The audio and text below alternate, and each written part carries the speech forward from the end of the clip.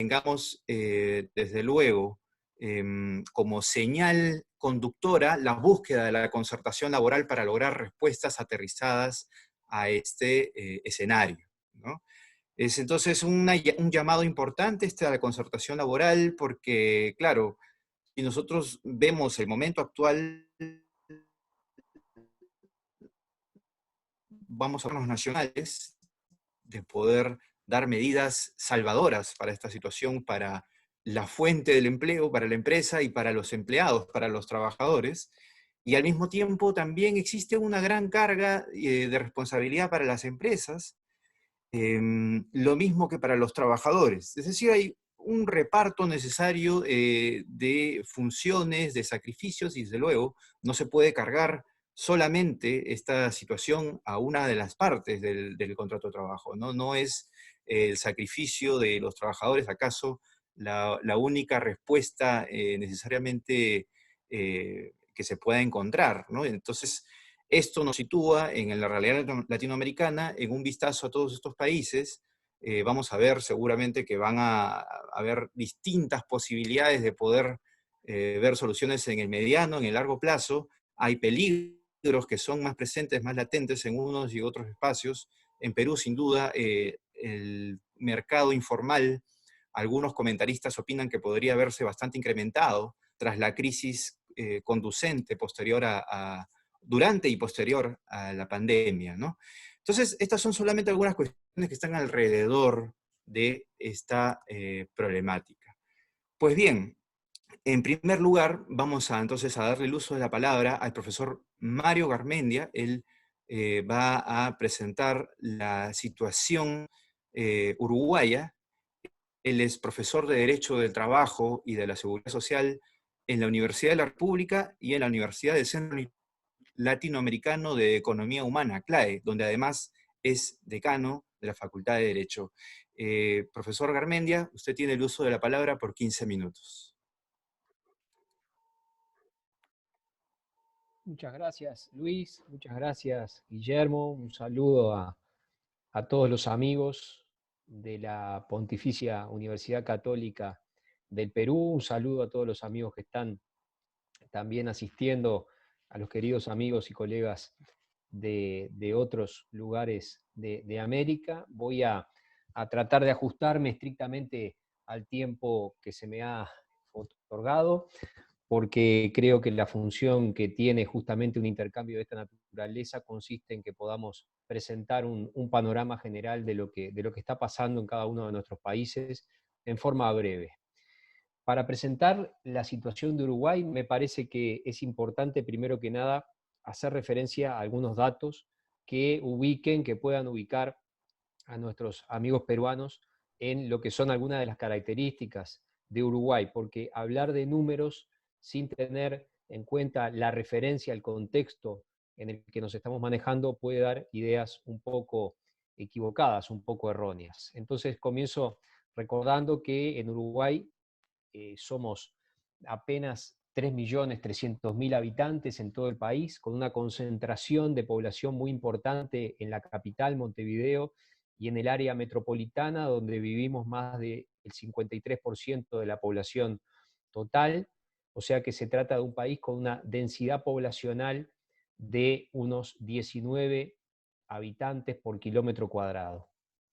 Una población económicamente activa de 1.763.000 personas, con una importante incidencia, con una importante participación de la clase media. El 60% de la población se ubica en la clase media, con un porcentaje de hogares pobres del 6.2%, con niveles de indigencia muy bajos, los más bajos de América Latina, el 0.2% de indigencia. Es un país que siempre se ha caracterizado por la distribución equitativa del ingreso, ocupa el primer lugar en América Latina en ese sentido. Antes de la crisis tenía un desempleo del entorno del 8,5% y una tasa, un porcentaje de trabajo informal del 24,5%. La tasa de sindicalización, es decir, la cantidad de trabajadores sindicalizados, pertenecientes, afiliados a un sindicato, es del entorno del 30%, o sea que como ustedes pueden ver es una tasa bastante, muy elevada para América Latina, de las más altas del mundo, además en comparación todavía más amplia que la de nuestra región. Y eso determina que tengamos una tasa de cobertura de negociación colectiva amplísima, enorme, prácticamente del 98%, es decir, prácticamente la totalidad de los trabajadores uruguayos quedan alcanzados por disposiciones de algún convenio colectivo, lo que es una característica también particular de Uruguay, en especial en la región. La emergencia sanitaria. En Uruguay arranca el 13 de marzo, cuando se confirman los primeros casos de COVID-19 positivos. Ese mismo día, el Poder Ejecutivo declara el estado de emergencia sanitaria nacional y al día de hoy, estos son los números que tenemos. 500, al día de ayer en realidad, porque en este momento, mientras yo estoy hablando, seguramente se están actualizando estas cifras. 557 casos en total, activos 191, 354 recuperados y 12 fallecidos. Como ustedes pueden ver, son números bastante bajos, la situación parece estar muy contenida, pero de todas maneras siempre permanecemos o tenemos que estar atentos a el momento en que esto se pueda disparar, porque la característica que tiene esta situación justamente es la rápida propagación, y esa es justamente el riesgo principal. Como decía, el 13 de marzo se verifican los primeros casos positivos, el mismo día se decreta el estado de emergencia nacional. En ese momento no se dispone una cuarentena obligatoria, que todavía tampoco hemos tenido hasta el día de la fecha, no hemos estado nunca en situación de cuarentena obligatoria, pero sí se adoptaron una cantidad de decisiones y de medidas que significaron una muy importante restricción a la actividad en general de todo el país, comenzando por los espectáculos, por todas aquellas actividades que puedan implicar aglomeración de personas, eventos, y además en esa misma oportunidad, ese mismo 13 de marzo, se dispuso el deber de aislamiento a determinadas personas, a las personas contagiadas de COVID-19, a los que hubieran tenido contacto directo con algún contagiado y algunas otras personas. También se dispuso la restricción para el ingreso y salida del país, y se exhortó ese mismo día a todos los empleadores a que organizaran modalidades de trabajo desde los domicilios de los trabajadores en todas las ocasiones o oportunidades en que esto fuera posible. Pocos días después se dispone la suspensión de las clases y el cierre de los centros educativos. También se interrumpió, se suspendió la actividad jurisdiccional, la actividad del Ministerio de Trabajo y Seguridad Social y de prácticamente la totalidad de los organismos públicos, de las entidades bancarias. Se dispuso el cierre preventivo y provisorio de los grandes centros comerciales. El 20 de marzo se llegó a un acuerdo para suspender la actividad en la industria de la construcción. En fin, una enorme cantidad de medidas que implicaron una enorme reducción en la actividad productiva en general. Afecta entonces esas medidas en forma grave y generalizada a toda la actividad del país, con énfasis en determinados sectores. Y esto implica, tiene una repercusión enorme, histórica, en términos económicos, que se ve reflejada en la circunstancia de que el seguro de paro, que es un instrumento al que luego me voy a referir con un poco más de detalle, eh, haya alcanzado cifras como nunca se habían alcanzado en la historia de nuestro país. El pico máximo de personas enviadas al seguro por desempleo, al seguro de paro, en la peor crisis económica que vivió el Uruguay en el año 2002, llegó a 11.541 personas. Es decir, en agosto del 2002, el peor momento de la crisis económica de aquel momento, 11.000 personas fueron enviadas al seguro de paro. En los 30 días que transcurren desde el 15 de marzo al 15 de abril de este año, ya han sido enviados al seguro de paro 125.000 personas. O sea que esto se ha multiplicado prácticamente por 12 o por 13. 125.000 personas, para que tengan una idea, significan aproximadamente el 15% o más de la totalidad de los trabajadores dependientes del Uruguay. Es decir, es un impacto tremendo, enorme. ¿Qué medidas se han adoptado para continuar la actividad y prevenir los contagios? Por ejemplo, adelantamiento del goce de la licencia que se generó en el año 2019 y se debía gozar en el 2020, e incluso la autorización para que la licencia que se genera en el 2020 debía ser gozada en el año 2021, se pueda gozar anticipadamente. En la industria de la construcción, como ya señalé, se llegó a un acuerdo para suspender la actividad durante 3 semanas, ya se ha retomado con un muy estricto protocolo de seguridad. Se exhortó a organizar el trabajo desde los domicilios, y este ha sido seguramente uno de los fenómenos más relevantes de toda este momento, de toda esta emergencia, en el sentido de que masivamente una porción enorme de trabajadores están trabajando desde los domicilios. No había en el Uruguay una regulación especial al respecto.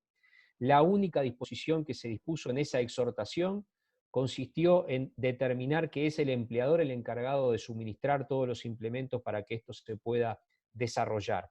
En esta situación de emergencia también se aprobó una ley, la 19.869, sobre telemedicina, que autoriza a brindar servicios médicos a distancia, no tiene demasiadas disposiciones de carácter laboral, pero es una norma interesante.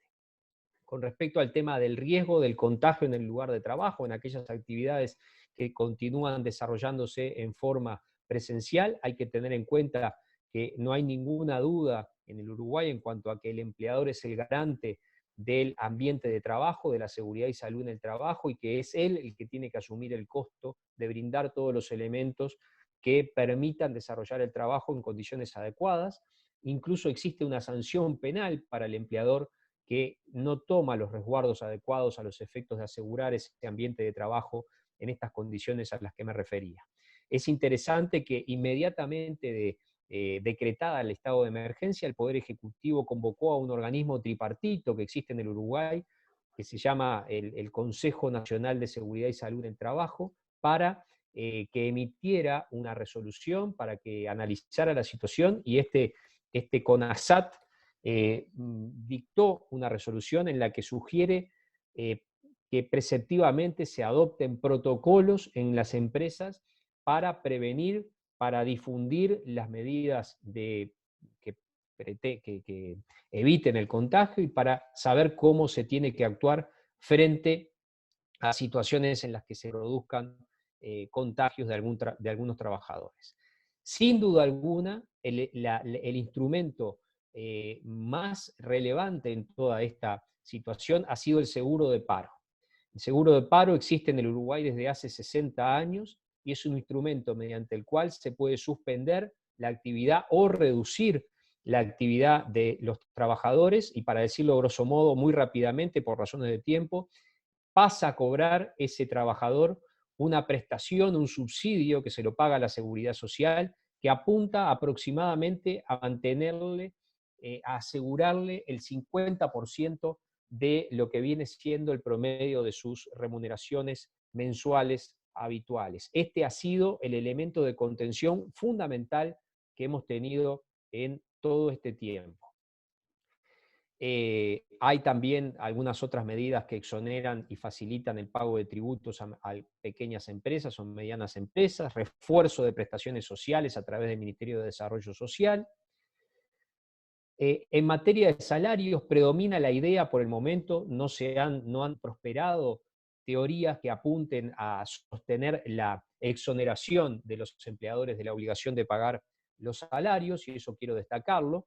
Y lo que también quiero destacar es que una de las primeras medidas que se adoptó fue la creación de un fondo solidario que se nutre, entre otras, de otras fuentes, entre otras fuentes, de un impuesto a la emergencia sanitaria que es asumido, que grava a los salarios de los funcionarios públicos, salarios superiores en el entorno a lo que vendrían a ser unos $2.600, o sea que eso, destaco, afecta fundamentalmente a los salarios más altos, o sea, legisladores, miembros del Poder Ejecutivo, jueces, que tiene destino a ese fondo solidario que apunta justamente a financiar las situaciones más graves que se van generando a partir de esta situación de emergencia sanitaria.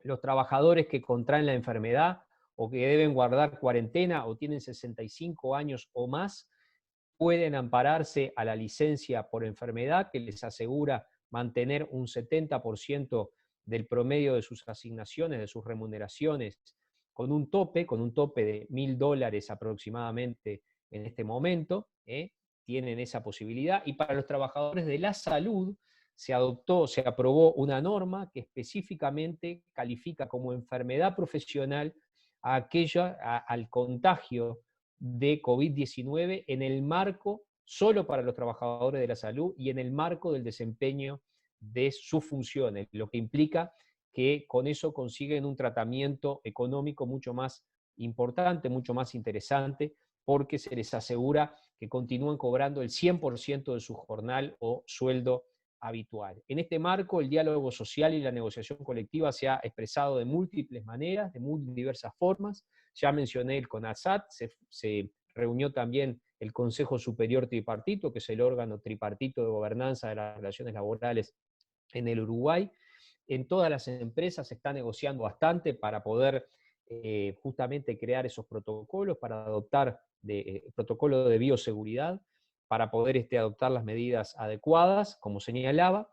Y a modo de conclusión, para ajustarme muy estrictamente al tiempo que tengo, lo que quiero destacar es la importancia que tiene, el valor que tiene que una sociedad como la nuestra haya podido construir a lo largo de su historia una serie de mecanismos que le han permitido sobrellevar este mes y pico que llevamos de la peor crisis y más sorprendente y sorpresiva crisis que hemos tenido que vivir, sin tener necesidad de enfrentarnos a algunos de los desafíos o de las polémicas que en otros países veo que se están planteando cuando se plantea, por ejemplo, que los trabajadores dejen o que los empleadores queden exonerados de tener que pagar los salarios. El seguro de paro ha sido un instrumento fundamental, el sistema de salud también ha sido fundamental para sostener esta emergencia, y termino exactamente en los 15 minutos que tenía adjudicados, agradeciéndole mucho la atención.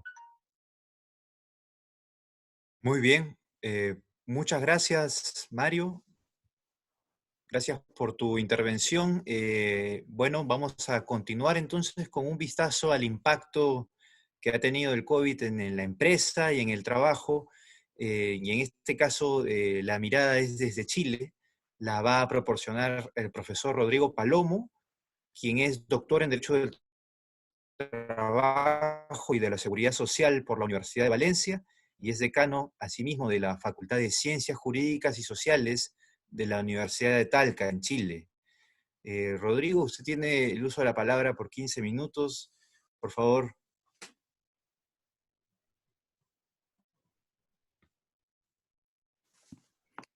Ahí sí. Buenas tardes, yo creo, a todos ya, buenas noches. Muchas gracias a Guillermo, a Lucho y a Abelardo y a todo el equipo de la Maestría en Derecho de la Empresa de la Pontificia Universidad Católica del Perú por esta invitación a compartir una realidad que no quisiéramos estar enfrentando, pero que nos toca, ¿verdad?, enfrentar. También quiero agradecer a mis colegas que comparten hoy día la palabra, a Mario, ¿verdad?, a Mónica y a Jorge, y también a otros amigos peruanos que vi por ahí en los participantes, vi a Raúl Saco, María Katia, ¿verdad?, que están también y que seguramente podrán participar después en la ronda de preguntas. Lo que quiero presentarles hoy día también es una síntesis de lo que está pasando en Chile a propósito del COVID-19 en materia de trabajo y en materia de derecho de la empresa.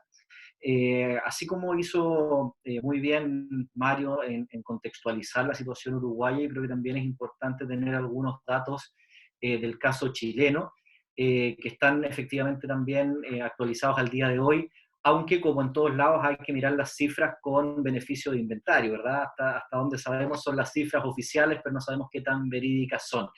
Pero el dato oficial es que con un país más o menos de 19 millones de habitantes, tenemos ya casos confirmados de coronavirus desde el 3 de marzo. De hecho, los primeros casos se plantean aquí en Talca, en la región donde yo vivo, y al día de hoy ya hemos avanzado a más de 12.000 contagios, con una cifra aproximada de 180 fallecidos y 6.300 aproximadamente recuperados. Desde muy temprano se adoptaron también medidas de confinamiento o de restricción de libertades asociadas a la declaración de un estado de excepción constitucional, concretamente un estado de catástrofe, que implicó de inmediato el cierre de fronteras, ¿verdad?, el toque de queda que permanece hasta el día de hoy. No podemos salir de nuestras casas entre las 10 de la noche y las 5 de la madrugada. Hay cuarentenas selectivas también que se van actualizando todas las semanas y que impiden, ¿verdad?, a las personas salir de sus casas en determinadas comunas del país, exceptuando solo esas actividades esenciales. Hay en otros sitios también aduanas sanitarias, en la mayoría de las ciudades hay controles de temperatura, ¿verdad?, para ir también intentando controlar el avance de la pandemia. Cordones sanitarios cuando la situación es más compleja, es decir, que se impida la entrada o la salida de personas de esos lugares. Por cierto, también prohibición de eventos públicos, todo el deporte, ¿verdad? Todos los espectáculos musicales están suspendidos, y se ha cerrado también buena parte del comercio, los restaurantes, los gimnasios, ¿verdad?, etcétera, desde ese entonces. Ya llevamos un mes de una seria restricción de libertades y de confinamiento a propósito de esta crisis sanitaria. ¿Cómo quiero sistematizar estos comentarios sobre lo que está ocurriendo en Chile? Primero contarles cómo nos pilla esta crisis sanitaria, es un antecedente importante de saber cómo nos pilló parados el coronavirus. También comentar algunos enfoques y perspectivas para luego mencionar desde la perspectiva, insisto, que aporte a este análisis comparado y no profundizando en las medidas, sistematizándolas en estas 7 que aparecen ahí, ¿verdad? Por una parte, el deber de protección del empleador. Por otro lado, las medidas de cumplimiento alternativo de las obligaciones contractuales, lo que ocurre también con el trabajo de distancia o el teletrabajo, que ha tomado una relevancia importante en este tiempo. Otra cuestión relevante también dice relación con la suspensión de los contratos de trabajo, con los despidos, por cierto, la situación de los funcionarios públicos, que es peculiar también en el caso chileno, y algunas medidas adicionales que si nos da el tiempo quiero mencionar. ¿Cómo nos pilla la crisis sanitaria? La verdad que los efectos laborales del coronavirus nos pillan afectados por 2 lados. Uno coyuntural y otro estructural. El antecedente estructural tiene relación con un sistema de relaciones laborales, con un sistema normativo laboral frágil, ¿verdad? Y esa es una realidad más o menos compartida en Latinoamérica, con la honrosa excepción, ¿verdad?, de Uruguay, pero en general tenemos sistemas de relaciones laborales y sistemas normativos laborales bien frágiles, con alta temporalidad contractual. En Chile la contratación temporal es incausada, por lo tanto basta la voluntad de las partes para firmar contratos a plazo fijo. Hay débiles derechos colectivos, tenemos muy poca sindicalización, muy poco ejercicio del derecho a la negociación colectiva y un ejercicio del derecho a huelga casi inexistente. Hay una limitada eficacia también de los derechos laborales, fundamentalmente cargada sobre las espaldas de las inspecciones del trabajo, que tienen en general una capacidad de actuación limitada, y en tiempos de pandemia y de confinamiento una capacidad aún más limitada de fiscalización. Nos toca también en un tiempo donde las arremetidas flexibilizadoras eran potentes, ¿verdad? El actual gobierno había propulsado y está impulsando todavía importantes proyectos de flexibilidad laboral que además alimentan o le ponen aliños a la situación actual. Y además un antecedente que hay que sumar, que dice relación con nuevas zonas grises, ¿verdad? Toda esta nueva concepción de la subordinación, todos estos nuevos trabajos asociados a la economía de plataforma, estaba generando también un debate sobre la posible precarización de esos trabajos. Eso es una cuestión estructural, pero además hay otra cuestión que es coyuntural y que el coronavirus nos pilla en pleno de un estallido social. Ustedes seguramente habrán visto por las noticias, ¿verdad?, que desde octubre del año pasado estamos viviendo en el país un estallido social bien importante. Es un estallido social que se ha mantenido en el tiempo y que hoy día está un poco en suspenso a propósito de lo que está pasando con la crisis sanitaria, pero que ya nos pillaba golpeados en el mercado de trabajo, con muchos puestos de trabajo que se habían cerrado precisamente por los daños en el comercio y la alteración del orden público que se estaba provocando a propósito de este fenómeno. Por lo tanto, por 2 lados, por uno estructural y por uno coyuntural, la verdad es que no era el mejor momento para que llegara la pandemia al mundo del trabajo. Ahora, para comentarles las medidas y las normas laborales que están impactando, ¿verdad?, en el caso chileno, hay algunas que eran preexistentes, hay normas que estaban en nuestra regulación del trabajo y que hoy día han quedado un poco en jaque por esta nueva situación de emergencia, pero hay otras también que se han aprobado a propósito de este tiempo y que están teniendo algunas un efecto transitorio, como la Ley de Protección del Empleo, que comentaré enseguida, u otras que se han aprobado ahora, pero van a permanecer después de que superemos la pandemia, como es la Ley de Trabajo a Distancia o de Teletrabajo. Hay que ver también o distinguir el contenido de esas normas. Hay algunas normas que se ven muy bien en el papel, ¿verdad? Pero otra cosa es cuando llegan a la práctica de las relaciones de trabajo, donde a veces la brecha puede ser bien importante, ¿verdad? Y eso depende también de la interpretación que hagan los organismos administrativos y los propios tribunales a la hora de aplicar la normativa, que, insisto, puede tener una brecha importante entre el texto y la realidad. Hay algunas que están pensadas en medidas laborales concretamente y otras que tienen un foco más en la seguridad social o en la protección social.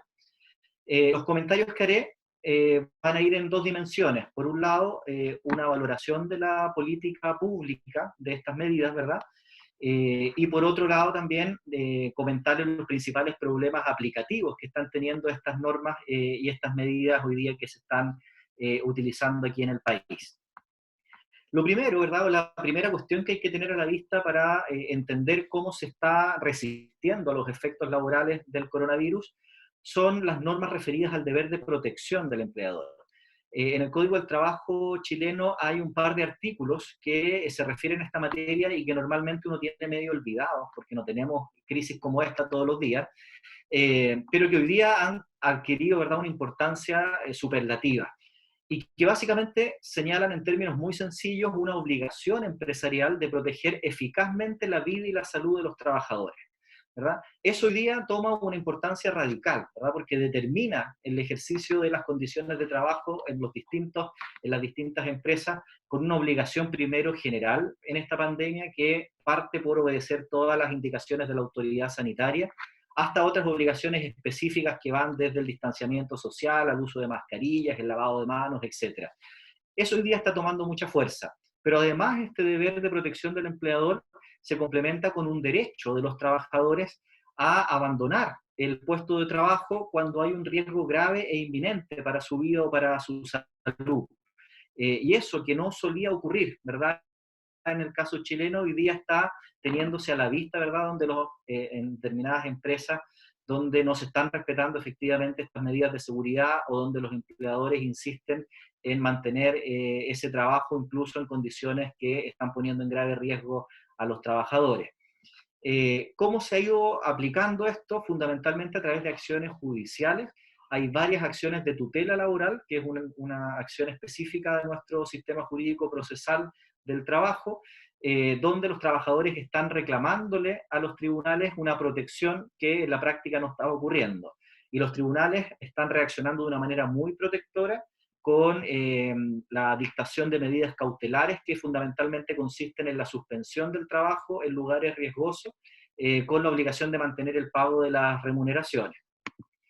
Luego también se han planteado varias medidas alternativas del cumplimiento de las obligaciones contractuales, que si bien son esencialmente transitorias y exigen el acuerdo entre el trabajador y la empresa, la verdad es que muchas veces por esta diferencia de poder entre los sujetos contratantes terminan más bien siendo una imposición del empleador más que un pacto propiamente tal. Y ahí van algunas desde modificaciones en los términos de vacaciones, horarios diferidos para no toparse con los horarios punta en la locomoción pública, cambios en el sistema de turno, límites también en la cantidad de clientes que puede entrar a un determinado local o separación de espacios, etcétera. También están utilizándose mucho, ¿verdad?, para poder llevar adelante el trabajo, la relación de trabajo en estos tiempos. Luego está la ley de teletrabajo y trabajo a distancia, que dice relación aquí ahora con una nueva normativa que se aprueba a propósito del coronavirus, pero que venía tramitándose desde hace un par de años, y que lo fundamental lo que hace es flexibilizar al máximo el sistema de distribución de la jornada de trabajo, generando para los trabajadores una contrapartida que sería el derecho a la desconexión, que no existía en el caso chileno y que ahora se incorpora explícitamente en nuestro ordenamiento jurídico. También se establece ahí la obligación del empleador de pagar, ¿verdad?, y de mantener los equipos, las herramientas, los elementos de protección cuando hay trabajo a distancia, ¿verdad? Que era una duda muy común cuando empezó a masificarse el teletrabajo, de quién pagaba los equipos, quién pagaba internet, ¿verdad? Quién se hacía cargo de proporcionar todos esos elementos. Pero el foco de la cuestión, al igual de que comentaba Mario recién, ha estado centrado en la suspensión de los contratos de trabajo. En el caso chileno, el seguro de cesantía o el seguro de desempleo solo estaba previsto, previo a la pandemia, para supuestos de desempleo propiamente tal, ¿verdad? Cuando había despido, cuando había terminación del contrato de trabajo.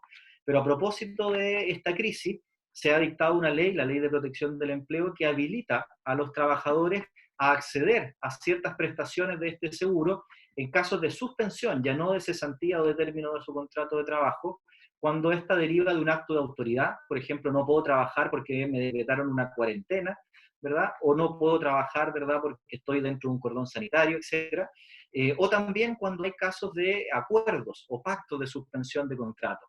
Es una norma muy cuestionada, fundamentalmente porque hecha sobre las espaldas de los trabajadores, el costo de la crisis. Son ellos los que tienen que consumir sus propios fondos, ¿verdad?, que han incorporado en ese seguro, en la cuenta individual de cesantía, que es una suerte de AFP para la cesantía, y tienen que entonces consumir primero sus fondos sin que se garantice su puesto de trabajo para después.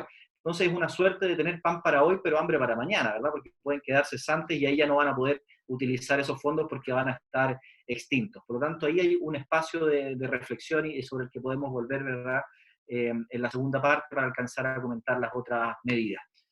Respecto de los despidos, fundamentalmente lo que está ocurriendo hoy día son despidos económicos, ¿verdad?, por necesidades de la empresa o por fórmulas asociadas a la quiebra o a liquidaciones, y hay una restricción del despido para el caso fortuito o fuerza mayor, ¿verdad? Por 6 meses no se va a poder aplicar esa causal. No tenemos una protección al despido colectivo, por lo tanto a la empresa le da más o menos lo mismo despedir a uno que a todos sus trabajadores, siempre y cuando pueda hacerse cargo de las indemnizaciones o el costo económico que tengan esos despidos.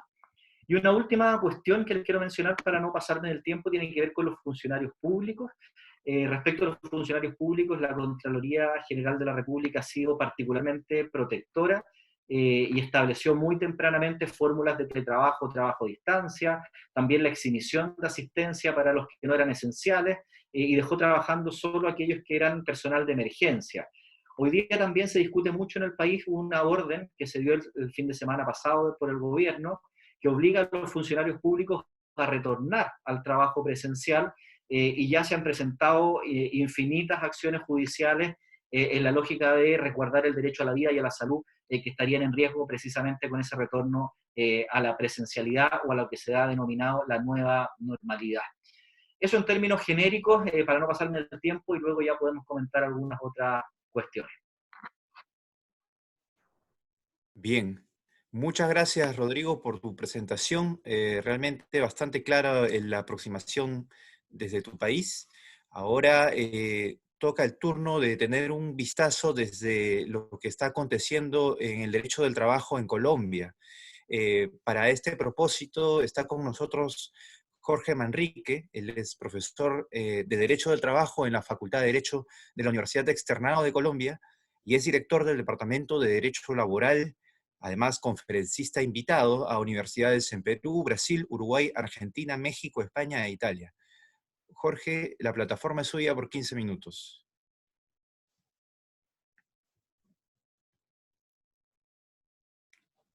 Muchas gracias. Un saludo cordial. Ahí se está viendo la presentación. Completa toda la pantalla completa. ¿Sí? ¿O aparece? Aparece en modo interno, hay falta proyectarla. Ah, ok. Exactamente. Ok, perfecto. Bueno, creo que ya. Listo, muy bien. Tal cual, sí. Entonces, gracias a todos los colegas, especialmente al profesor Guillermo Boza de Perú y a todos los distinguidos profesores de las hermanas repúblicas de Chile, de Uruguay, del Perú, de Colombia, a todos los estudiantes y a todos los demás amigos que pues, nos acompañan en esta presentación muy rápida. Me parece que ahora con estos nuevos tiempos de integración tecnológica y esta nueva forma de pedagogía, pues que es un desafío para los estudiantes y también para los profesores, pues tenemos que enmarcarnos dentro de esto y pues adaptarnos, reinventarnos y asumir pues que estamos viviendo una revolución. Esta no es una revolución como la Revolución Francesa o una revolución como la Revolución Industrial. Esta es una revolución que a fuerza de un virus pues ha cambiado el planeta y además han sido cambios súper acelerados. No sé si ustedes en sus distintos países, me imagino que algo parecido habrán vivido a lo que vivimos en Colombia, pero hoy viernes, y yo creo que sí, porque escuchando a los colegas que me han antecedido con sus brillantes exposiciones, dicen a las 6:46, a las 7:46 del 24 de abril, porque es que no sabemos mañana o el lunes qué nuevas medidas vendrán. Los cambios y la convulsión que estamos viviendo, no solo en este hemisferio, sino en general en el planeta, pues es a una velocidad increíble. Entonces, dentro de esos cambios, pues el derecho del trabajo y la seguridad social no son la excepción. ¿Qué debemos decir para empezar? A hoy, hace 2 horas, el diagnóstico eran 4.881 casos confirmados. Colombia tiene en total de muertos 225, recuperados 1.003 personas, se han practicado más o menos unas 40.000, 45.000 pruebas de examen. Hay otros países, Chile, Perú, pues tengo una información muy general, pero entiendo que el número de pruebas que allí han realizado es superior al caso colombiano. No tengo las cifras de Brasil o de Argentina, que digamos la población de Argentina es un poco parecida a la de Colombia. Simplemente como para un resumen de lo que me corresponde, señalarles que la población de Colombia, a diferencia, digamos, que nos mencionaba Mario, Uruguay, 3 millones y tantos de habitantes, en Colombia son 49 millones aproximadamente, 49, 50 millones, el tamaño de la economía está aquí en miles de millones de dólares. A febrero del 2020 la tasa de desempleo era del 12.2% y teníamos una tasa de ocupación del 55.5%, con una gran cantidad de trabajo informal. Este punto lo refiero porque nosotros no debemos únicamente pensar en los señores que tienen el contrato de trabajo, porque este es un tema de igualdad. Aquí estamos sometidos a un análisis que trasciende el derecho del trabajo y que nos ubica en categorías, les diría incluso metajurídicas, y es cómo vamos a, como sociedad en su conjunto, cómo vamos a administrar las difíciles condiciones que vienen para todos los trabajadores bajo las distintas formas de trabajo, sean los señores que tienen contrato de trabajo, los servidores públicos, los trabajadores independientes, los informales, en fin, ahí hay un gran colectivo y en este país, en Colombia, estamos hablando más o menos de una informalidad que está cercana al 50%. Menciono un tema que dirían, esto es extraño en una intervención de derecho laboral, y es que es una república unitaria descentralizada, pero ya les diré por qué. El primer caso de coronavirus fue diagnosticado el 6 de marzo, el caso positivo el 6 de marzo. La declaratoria de estado de emergencia social, económica y ecológica con base en las facultades especiales que tiene el presidente fue el 17 de marzo del 2020 y desde el 25 de marzo estamos en cuarentena obligatoria. Y ahí hay un asterisco y lo conecto con la afirmación que les hacía sobre República Unitaria Descentralizada, porque a nivel territorial es una república unitaria, pero desde el punto de vista de organización geográfica y política, tenemos departamentos. Entonces, las ciudades principales de Colombia es Barranquilla, Medellín, Cali, Bogotá, que es capital. Entonces, en Bogotá, por ejemplo, la cuarentena empezó desde el 20 de marzo. Nosotros entonces ya llevamos 34 días de cuarentena obligatoria. En Bogotá, digamos, los primeros 3 días, 4 días fueron voluntarios, pero estamos aquí guardados todos, cumpliendo las reglas del gobierno y del local y nacional desde el 20 de marzo. Pues como una medida de contención para evitar la propagación, que es el gran problema del virus, la propagación tan rápido y los pacientes asintomáticos. Entonces, desde el 20 de marzo. Esa cuarentena, ¿a qué ha llevado? A que necesariamente las relaciones laborales que se desarrollan en el lugar de trabajo, en el marco de la empresa, cuando hablamos de los trabajadores con contrato de trabajo o de los trabajadores independientes en sus locales o que visitan clientes, o estos trabajadores independientes que trabajan muchas veces un fenómeno latinoamericano, los vendedores ambulantes, las personas que trabajan en el espacio público, pues todos estos colectivos que son millones, pues ellos no han podido trabajar desde el 25 de marzo, en Bogotá desde el 20 de marzo. Hay unas excepciones, ahora les hago la relación de los decretos, pero entonces tenemos que desde el 20 de marzo del 2020, esto es hace ya un mes y 4 días, pues estamos en Colombia, en todo el país, restringidos.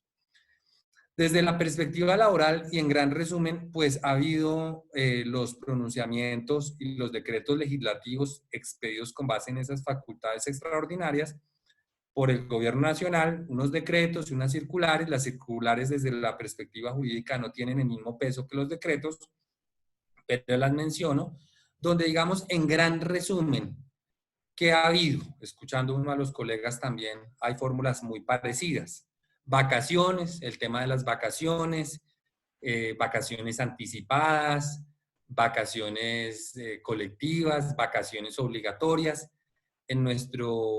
Ahora hago la referencia, pues respetando los tiempos, todos han sido muy juiciosos. Entonces, el tema de las vacaciones. Hay una categoría, ahí aparece que dice, este es el resumen, trabajo en casa. No es exactamente el teletrabajo. Aquí en Colombia existe una regulación sobre teletrabajo. No es una regulación de hace mucho tiempo, es la ley 1221 del 2008, pero el teletrabajo, digamos que tiene unas características especiales desde la perspectiva de la doctrina y desde la perspectiva, desde luego, de la normatividad, y en Colombia es una ley especial, la 1221. Entonces, ¿por qué hago la precisión cuando me refiero a trabajo en casa? Porque ahora hay una especie de trabajo en casa que se ha venido, digamos, adquiriendo fisonomía, entidad propia, con estas circulares primero y los decretos, porque es, señores empleadores, a sus trabajadores, cuando ello sea posible, que trabajen desde casa, no en la modalidad de teletrabajo, repito.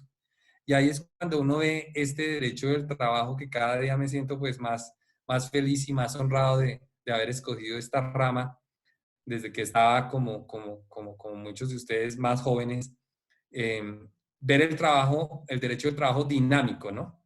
Respondiendo casi que en tiempo real a las necesidades sociales. Entonces, hay ahora una referencia al trabajo en casa, al teletrabajo, el tema de las licencias, reducción de mutuo acuerdo de jornadas de trabajo y por consiguiente proporcionalmente el salario, la gran discusión sobre el tema de la suspensión de los contratos de trabajo.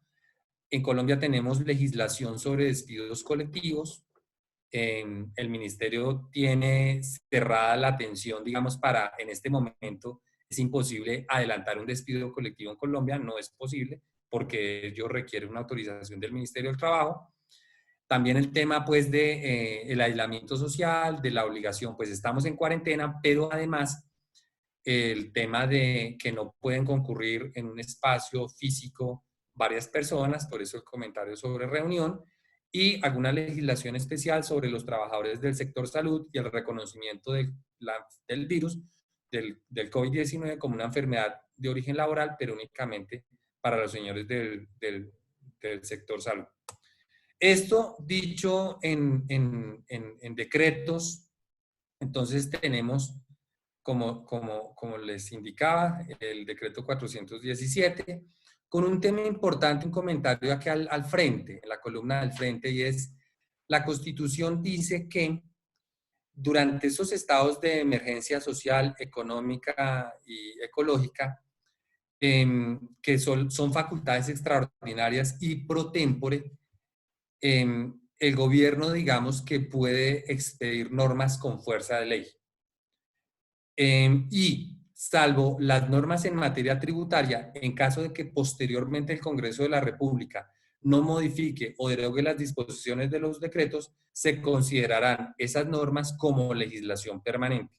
Pero también dice el decreto, el artículo 215 de la Constitución, que no se pueden en estos periodos de emergencia económica, social y ecológica desconocer los derechos sociales de los trabajadores. Ese comentario es importante porque vamos a ver cómo falla la Corte Constitucional todos estos decretos legislativos que indicaba en resumen anteriormente y que aparecen aquí. Bueno, me quedan 4 minutos, entonces avanzo muy rápido. Lo que ustedes encuentran en la columna del lado izquierdo es el número del decreto y en la columna del lado derecho el concepto.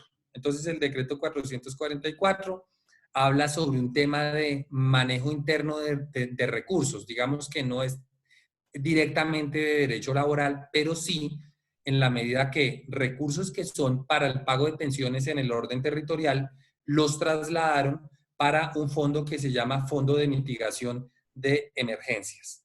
Hay dos decretos, 464 y 555 del 2020, donde declaran como servicio público esencial la radiodifusión, televisión, servicios postales, el Internet, el servicio de Internet como servicios públicos esenciales. Eso podría tener alguna repercusión más adelante en la huelga. El decreto 488, que está muy de la mano, muy en la línea de lo que mencionaban también los colegas en otros países. Aquí las cesantías es un ahorro que hacen los trabajadores por cada año de servicios, un mes de salario, pero eso queda en una institución financiera donde produce unos rendimientos. Entonces, la idea es que esas cesantías solo se pueden retirar cuando termina el contrato. El decreto lo que contempla es que se puedan retirar esas cesantías si hay una disminución de los ingresos del trabajador. El decreto 531, pues es un tema de asignación de recursos, de ARLs, para unos fondos, ARLs es administradoras de riesgos laborales, para atención de COVID. El decreto 488, aquí no tenemos seguro del desempleo, que mencionaba Mario, que allí en Uruguay hay un seguro del desempleo, en Colombia no. Hay algo muy parecido, pero realmente languidece frente a lo que podría ser un seguro del desempleo. Tenemos este decreto sobre teletrabajo en el sector público, se garantiza la remuneración de los honorarios y del salario para los señores servidores públicos y contratistas. Decreto, me adelanto, este 531 sobre cuáles son las excepciones a la cuarentena obligatoria, el decreto 538 sobre la disponibilidad que deben tener los trabajadores del sector salud, y aquí, digamos, que valga la pena mencionar como rescatable que es el decreto 558 de hace 9 días, 15 de abril, que para darle liquidez a las empresas, para darles caja, le dicen que por 2 meses no deberán cotizar a pensiones. Entonces, ese decreto, en mi opinión, tiene muchos problemas, me parece muy delicado. El decreto 564 sobre términos judiciales están suspendidos. Y termino, porque ya se me van a cumplir. ¿Cuánto tiempo me queda, Luis? Tienes 2 minutos. Bueno, entonces, este decreto 568, hago el comentario, establece un impuesto.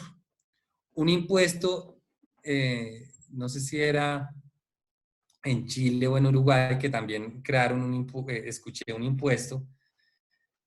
Este es un impuesto solo, decreto 568, para los servidores públicos, para los contratistas del Estado, personas naturales, y para los que tienen pensiones superiores a 10 millones. 10 millones mal contados, en plata de hoy, son $2.500, que son sueldos altos, en efecto, pero no son los más altos. Entonces, de ahí se establece un impuesto para estas personas y es solo para el servidor público, porque el Estado empleador, digamos, hasta el momento, no ha suspendido contratos de trabajo, no ha mandado a sus personas a vacaciones, como sí lo ha hecho el sector privado. O sea, el primer golpeado fuerte ha sido el sector privado. Entonces se crea este impuesto especial a cargo de los señores servidores públicos y sus contratistas y pensionados. Y bueno, tenemos otras circulares que resumen pues lo que ya les había dicho. Entonces, honrando los compromisos, agradezco nuevamente y quedo pues a disposición de ustedes. Muchas gracias. Perfecto, Jorge. Muchas gracias por tu intervención.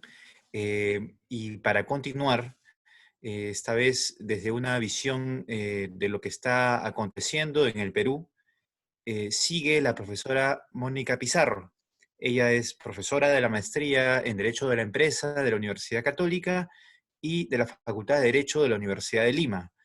Asimismo, ella es vicepresidenta de la Sociedad Peruana de Derecho del Trabajo y de la Seguridad Social, y es socia, asimismo, del estudio de Checopar. Mónica, tienes 15 minutos para poder darnos un pantallazo sobre el impacto del COVID en la empresa y en el trabajo aquí en Perú. Adelante. Muchas gracias, Lucho. Muchas gracias a la maestría por la invitación y a los profesores que me han antecedido con estas interesantes exposiciones. No sé, ya he compartido mi pantalla. No sé si se ve en el sistema, ¿sí? Te faltaría la visión completa del PPT para que tengas... Sí, yo me voy a disculpar porque no voy a poder hacer la visión completa del PPT, porque si no se va a bloquear el Zoom y no va a funcionar. Son pequeños gajes de la comunicación electrónica, así que espero que sepan comprender esos inconvenientes. Todo bien. Bueno, un poco para ponernos en contexto, como han hecho también los colegas que me han antecedido, ¿no? Al día de hoy, en Perú tenemos ya 21.648 casos confirmados de COVID-19, con un total de 634 fallecidos, lo que hace un nivel de letalidad de 2.93%, ¿no? El nivel de letalidad en realidad no es muy elevado, pero si se fijan, hay algunas regiones en las que este nivel se dispara, lo que ya nos advierte del colapso del sistema de salud en algunas zonas, ¿no? Por ejemplo, en la región Lambayeque, que es la tercera más golpeada después de Lima y Callao, que en realidad son una sola unidad urbana, la tasa de mortalidad supera el 12%, ¿no? Igualmente en Ancash la tasa de mortalidad está por encima del 8%, ¿no? Eso ya nos va mostrando cómo pese a la existencia de esta cuarentena que ya tenemos desde el día 16 de marzo, que se empezó a aplicar 10 días después del primer caso reportado de COVID-19 en el Perú, el colapso del sistema de salud se ha hecho pues inevitable, ¿no? ¿Cuáles han sido las respuestas del Estado frente a esta circunstancia? Bueno, la primera respuesta que hemos tenido, como ya adelanté, es la disposición de la cuarentena obligatoria, en la que nos encontramos desde el día 16 de marzo. Ya tenemos más de un mes en cuarentena a nivel nacional, y además esta viene acompañada de un toque de queda o una situación de inmovilización obligatoria a partir de las 6 de la tarde o de las 4 de la tarde en aquellas regiones que son las más golpeadas, ¿no? Esta situación de cuarentena teóricamente va a concluir el día 10 de mayo. Ya esta semana el Estado ha adelantado que progresivamente se podrían ir retomando algunas actividades económicas, no, porque en este momento no están permitidas, porque en este momento solamente pueden realizarse actividades económicas esenciales. Algunas nuevas actividades económicas se incorporarían a este grupo de actividades permitidas paulatinamente a partir del día 4 de mayo, y esto, bueno, claramente nos va a exigir desde el punto de vista del derecho del trabajo y del empleo, la creación y la implementación de una serie pues, de protocolos de seguridad que eviten que los centros de trabajo, porque por lo menos lo mitiguen, ¿no? Que los centros de trabajo se conviertan pues, en focos de contagio, ¿no? Ya estamos viendo en muchas empresas cómo se van implementando estas medidas para, por ejemplo, dividir turnos de trabajo de tal manera que los trabajadores no se concentren en el centro de trabajo de la misma manera como lo hacían anteriormente, que haya más espacio entre los puestos de trabajo, cosas en realidad que tan ordinarias como la asistencia a la cafetería a la hora del refrigerio,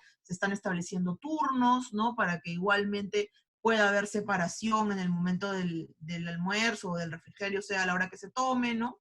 Es todo realmente un cambio de la normalidad que conocíamos anterior a la epidemia y que seguramente va a durar hasta que exista pues una vacuna o un medicamento que sea un control efectivo de esta situación. Además de las medidas del estado de emergencia, que obviamente generan un impacto muy importante en la economía, como vamos a ver a continuación, ¿no?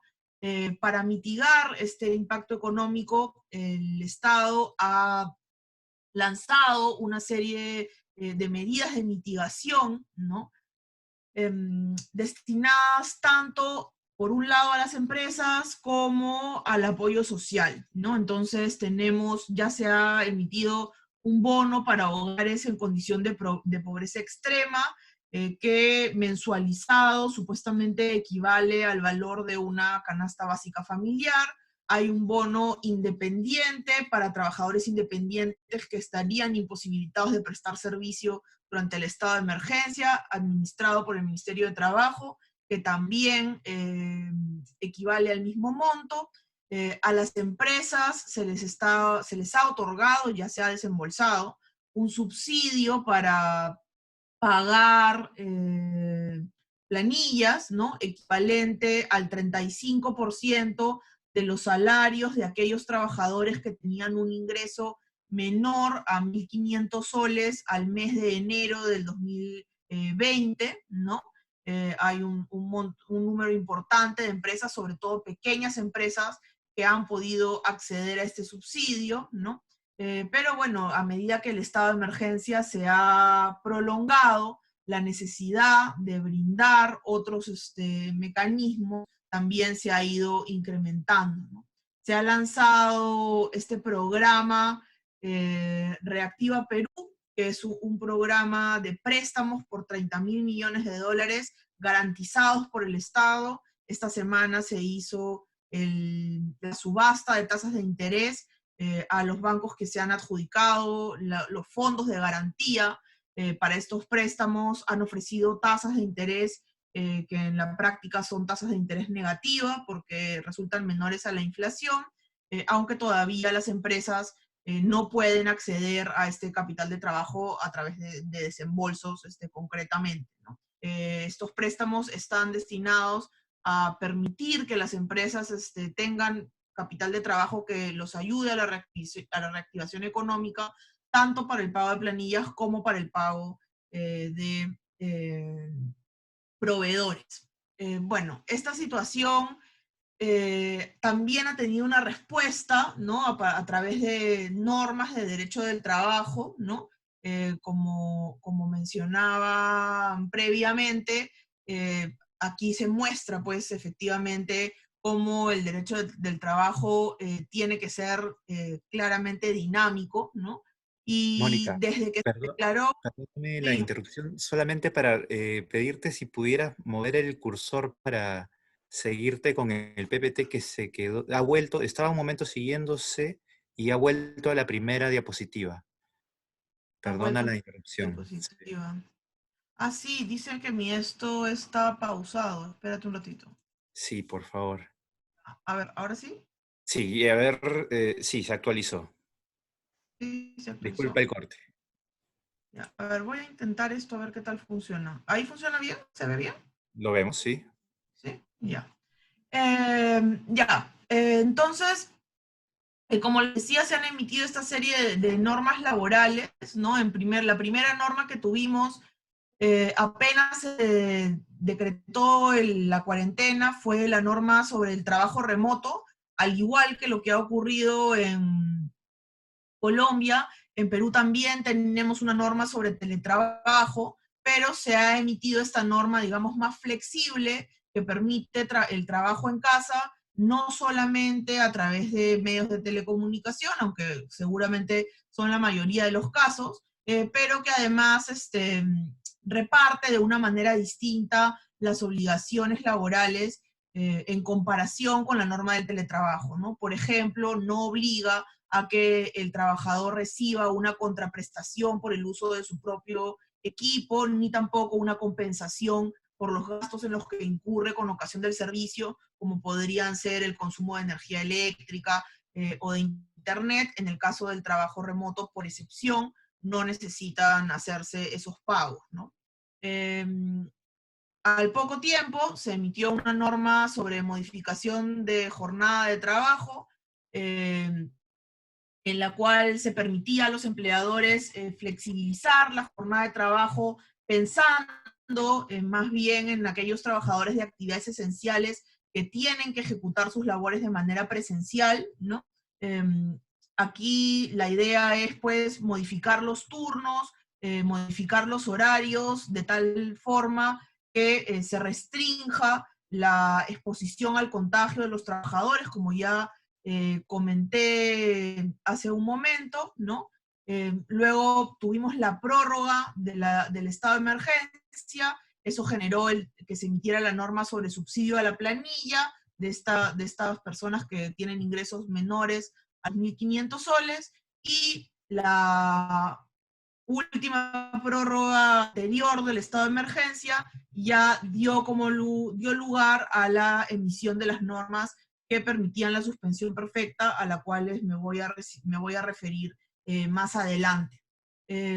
Como pueden ver, ¿no? Aquí hay un poco un paralelo, ¿no? Entre cómo han ido incrementándose los casos de COVID-19 en el Perú y cómo a eso ha ido generando respuestas por parte del Estado con la emisión de estas disposiciones legales, ¿no?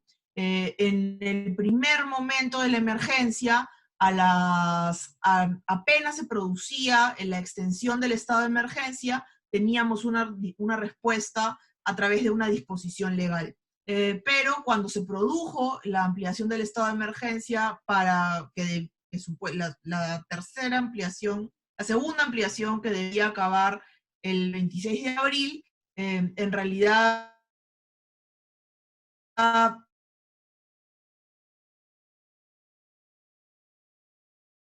periodo muy largo de discusión sobre si procedía, tanto así que prácticamente hubo una semana en la que no hubo emisión de normas, y recién el 21 de abril hemos tenido el reglamento sobre suspensión perfecta, que ha originado algunos problemas en la aplicación, ¿no? Que viene originando algunos problemas en la aplicación de estas disposiciones. Aquí hay alguna información del Ministerio de Trabajo, ¿no? El Ministerio de Trabajo ha publicado algunas estadísticas, ¿no? Que muestran, por ejemplo, ya ni siquiera mirando el empleo formal, sino el empleo informal, sino restringiéndonos al empleo formal en el Perú, ¿no? Que no son la mayoría de trabajadores. Tenemos que de los 3 millones de trabajadores que hay en este momento en el Perú, se estima que 1.7 millones se verán muy afectados como consecuencia del estado de emergencia. Hay algunas, o de la emergencia sanitaria en general, hay algunas actividades ciertamente que tienen un mayor nivel de afectación, como son pues la construcción, el comercio, los restaurantes y hoteles. El sector turismo está sufriendo muchísimo.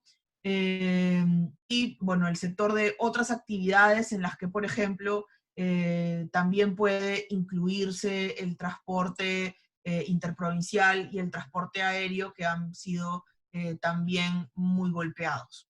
En estas circunstancias, ¿cuáles son las medidas laborales que el sistema legal les permite adoptar a las empresas?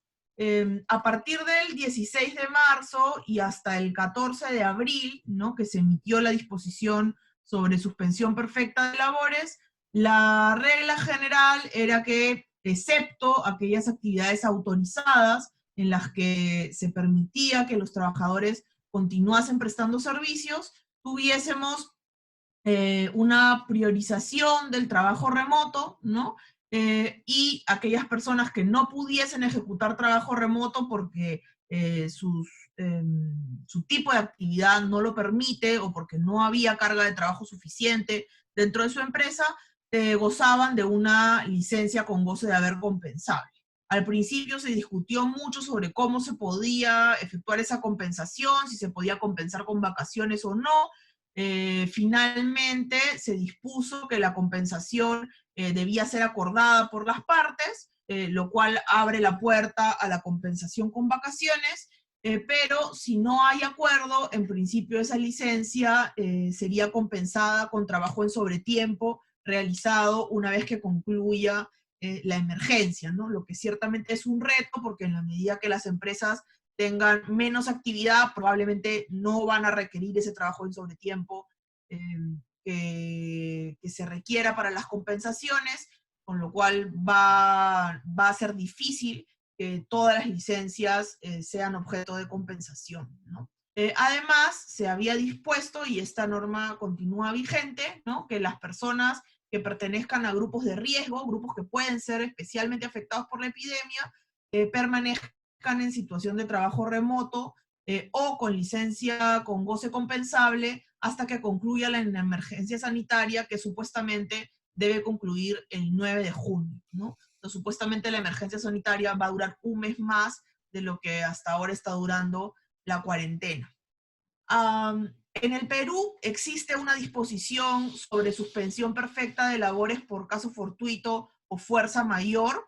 En principio, en teoría, nosotros podríamos decir que una situación en la cual el Estado me prohíbe realizar mi actividad empresarial constituiría una situación de fuerza mayor y por lo tanto me habilitaría a ir a esta norma general, que es una norma que tiene prácticamente 30 años de vigencia, para aplicar una suspensión perfecta de labores. Sin embargo, estas normas especiales, que eran las únicas aplicables a partir del 16 de marzo, no habilitaban esa posibilidad, ¿no? A partir del 15 de abril se ha dispuesto una norma que ya ante la prolongación del estado de emergencia y el deterioro de la situación económica de las empresas, ha permitido la suspensión perfecta como, digamos, último recurso, ¿no? Para las empresas que se vean imposibilitadas de continuar ejecutando trabajo remoto o continuar otorgando licencias con goce compensable por razones organizativas o económicas, ¿no? Igual, como señalé, esto pues es un último recurso, ¿no?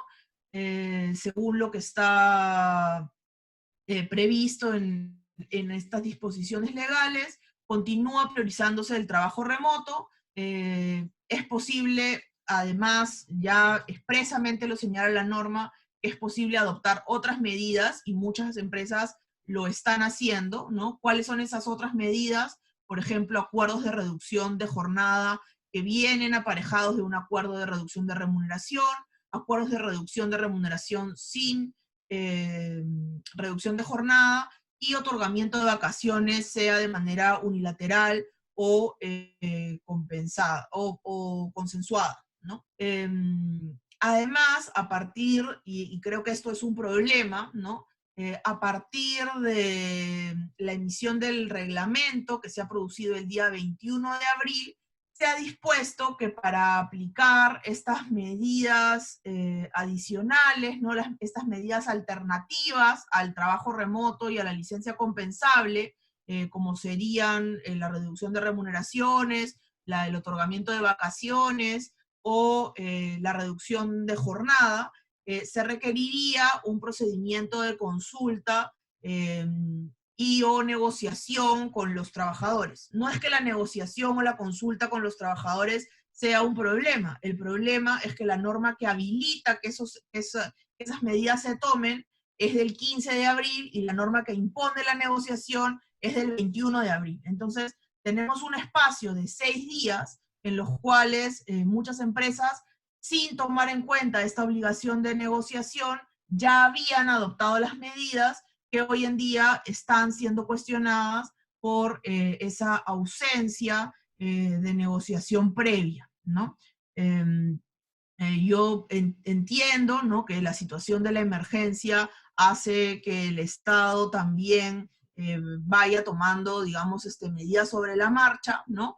Pero creo que es una situación de inseguridad jurídica la que se ha generado en materia de derecho del trabajo al colocar requisitos con posterioridad a la apertura de determinadas alternativas para las empresas, ¿no? Y me parece que esto va a ser una fuente importante de conflictividad en los tiempos, en los meses que sigan, ¿no? Bueno, al día de hoy, digamos, la mayoría de las empresas de lo que están hablando es justamente de esta suspensión perfecta habilitada recientemente como posibilidad al 20 de abril, antes de que se emitiera el reglamento, que yo les acabo de decir que se emitió el 21, ya el Ministerio de Trabajo reportaba 7.000 solicitudes de suspensión perfecta de labores, ¿no? Un número bastante grande. A estas empresas que presentaron sus solicitudes antes de la emisión del reglamento, se les ha dado un plazo de adecuación que vence la próxima semana, ¿no? Vamos a ver, pues, si van a poder cumplir con los requisitos que han sido aprobados de manera posterior, ¿no? Pero bueno, es una realidad que muchos trabajadores durante los próximos meses, porque la suspensión perfecta va a estar permitida en principio hasta el 9 de julio, se van a ver privados de sus ingresos como consecuencia de estas medidas que vienen adoptando sus empleadores.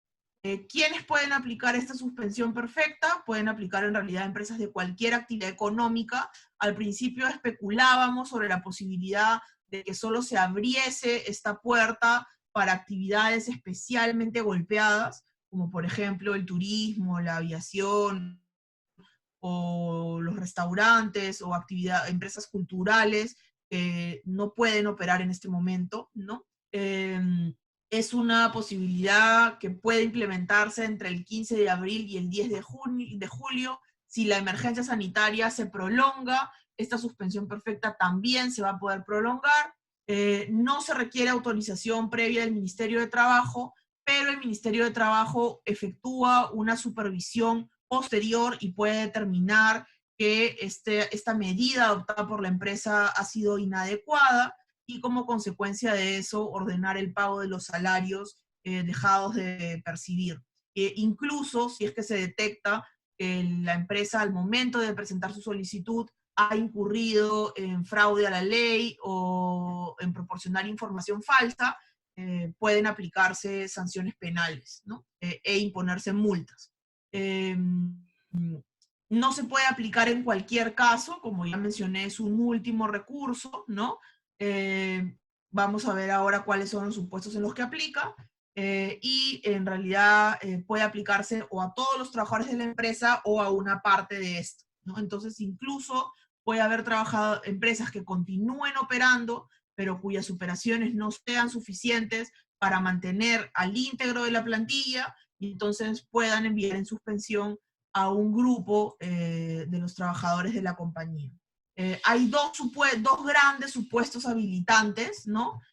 Un supuesto se refiere a la naturaleza de las actividades, que es un supuesto que teóricamente no requiere un impacto económico. O sea, teóricamente, de acuerdo a cómo está diseñada la norma, yo podría tener una empresa con números muy positivos, ¿no? Que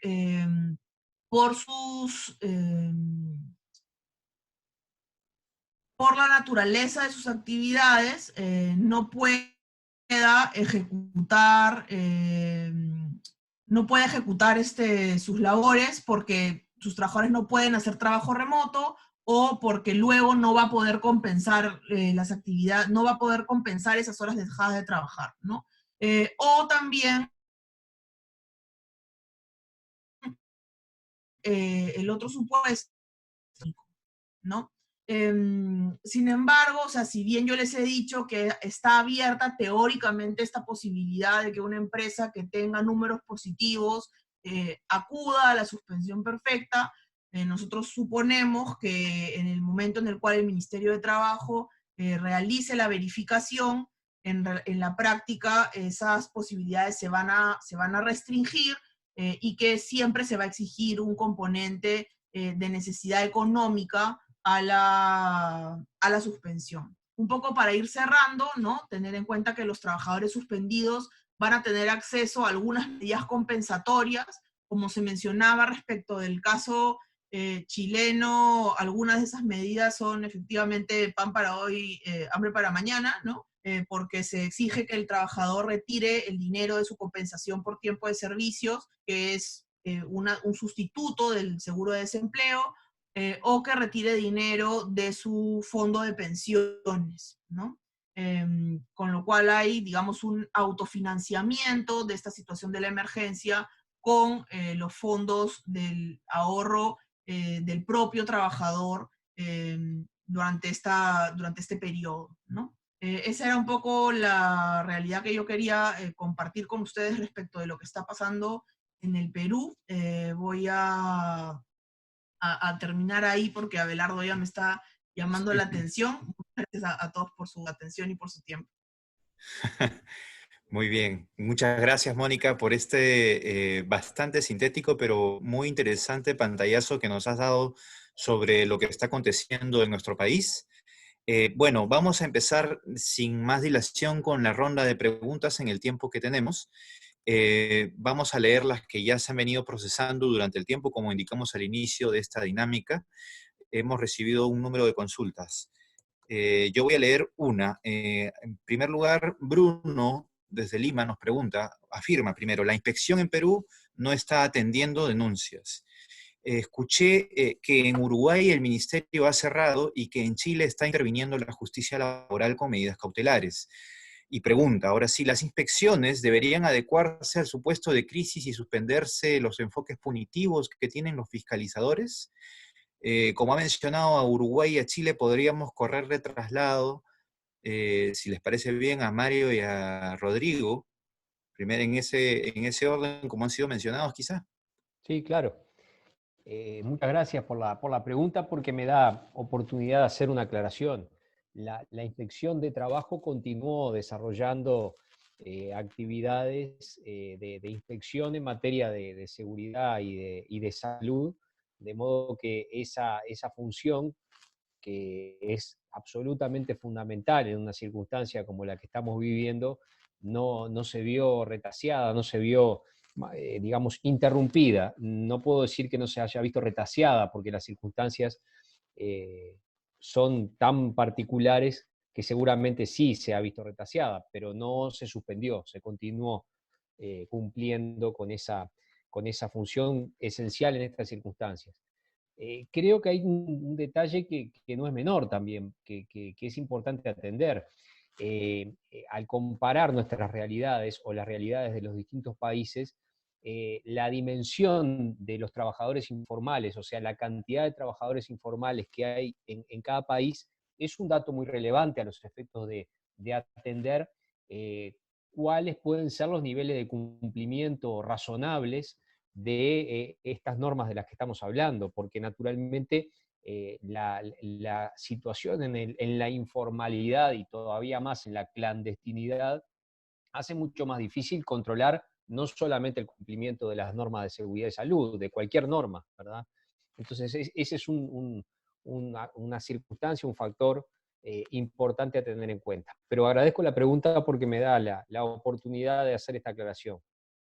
Buenísimo, Mario. ¿Rodrigo? Sí, gracias Bruno por tu pregunta. Y en la misma línea, yo comentaría que en el caso chileno, las inspecciones del trabajo y los tribunales laborales han mantenido su funcionamiento, fundamentalmente en lógica también de trabajo a distancia o de teletrabajo, con turnos de emergencia. Por lo tanto, la labor fiscalizadora ha continuado, pero por cierto también ralentizada por las circunstancias. No se está fiscalizando todo lo que se podría fiscalizar. Por cierto, además se ha puesto foco particularmente en la fiscalización sobre vulneraciones a derechos fundamentales, particularmente asociados a la vida y a la salud. Y además se ha intensificado, podríamos decir, el foco en las nuevas medidas o en la fiscalización de estas nuevas medidas. Ahora bien, la fiscalización administrativa ha dejado un espacio o ha cedido frente a la tutela jurisdiccional de los derechos en tiempos de crisis. Yo creo que los que han marcado la pauta en la protección de los derechos de los trabajadores en este tiempo han sido más los tribunales laborales que la fiscalización o el efecto que pueda tener la inspección del trabajo en esta instancia. Por eso es importante ahí, y por eso destacaba también esas acciones de tutela y las medidas cautelares que se han ido dictando desde muy temprano, y que hoy día ya son bastantes, o sea, tribunales en todo el país están en esa misma línea y hay cierta uniformidad respecto a la protección jurisdiccional de los derechos. Buenísimo, gracias Rodrigo por las aclaraciones, lo mismo Mario. Vamos con la siguiente pregunta. Guillermo, Sí, ¿quieres darle el sí. turno? Muchas gracias, Luis. Muchas gracias a todos y a Mónica por sus intervenciones muy claras. Diego de Trujillo nos pregunta, puntualizando que tanto en Uruguay como en Chile tienen un seguro de desempleo que de alguna manera está funcionando, si bien está pensado para casos de ruptura del vínculo laboral, ¿no es cierto?, de desempleo, y se está utilizando de alguna manera ahora para cubrir suspensiones o posibles suspensiones perfectas de labores. No estoy muy claro si Uruguay está funcionando así, como en el caso chileno, como nos mencionó Rodrigo, pero en el Perú no existe, por ejemplo, esa figura, ¿no? No sé si en Colombia, en realidad es una pregunta para todos, en el Perú existe una figura de alguna manera similar que ha tratado de asimilarse, que es la compensación por tiempo de servicios, nos pregunta Diego, la CTS, que también se ha habilitado para que los trabajadores en determinados supuestos, y también se suspende perfectamente la relación laboral, pueda retirar parte del dinero que tiene depositado en su cuenta bancaria de CTS. Pero claro, finalmente es un retiro de un dinero que se tiene ahorrado y que también está previsto para la contingencia de la finalización de la relación laboral.